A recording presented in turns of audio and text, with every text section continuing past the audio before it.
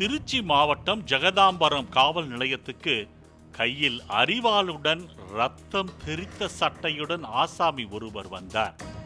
ஊரில் உள்ள தனது நிலத்தை ஆக்கிரமித்த திமுக கிளை செயலாளரை வெட்டி கொலை செய்ததாக தெரிவித்து அரிவாளை போலீசாரிடம் ஒப்படைத்தார். அவரிடம் நடத்தப்பட்ட விசாரணையில் பல திடுக்கிடும் தகவல் தெரிய வந்தது.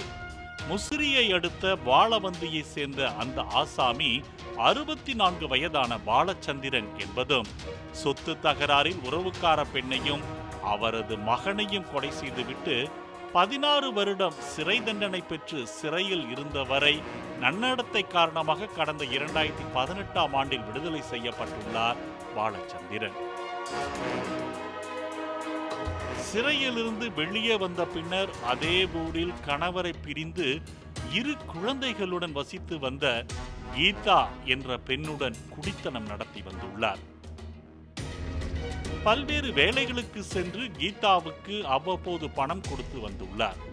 கடந்த சில தினங்களாக விறகு அடுப்பில் சமைப்பதை தவிர்த்து கேஸ் அடுப்பு வாங்குவதற்கு பணம் கேட்ட நிலையில் பாலச்சந்திரன் 1500 ரூபாய் மட்டுமே கொடுத்துள்ளார்.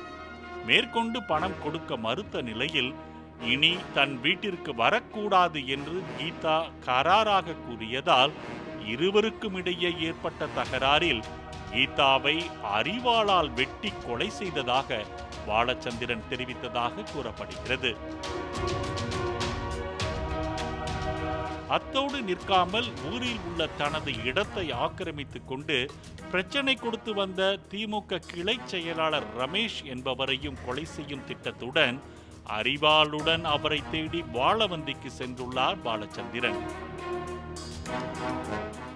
ரமேஷ் அங்கு இல்லாததால் ஜெகதாம்பரம் வந்துள்ளார்.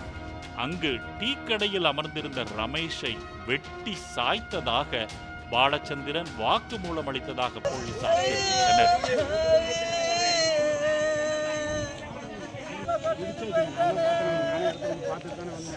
பாலிமர் செய்திகளுக்காக முசிறி செய்தியாளர் சுகுமாரன் மற்றும் வேல்ராஜ்.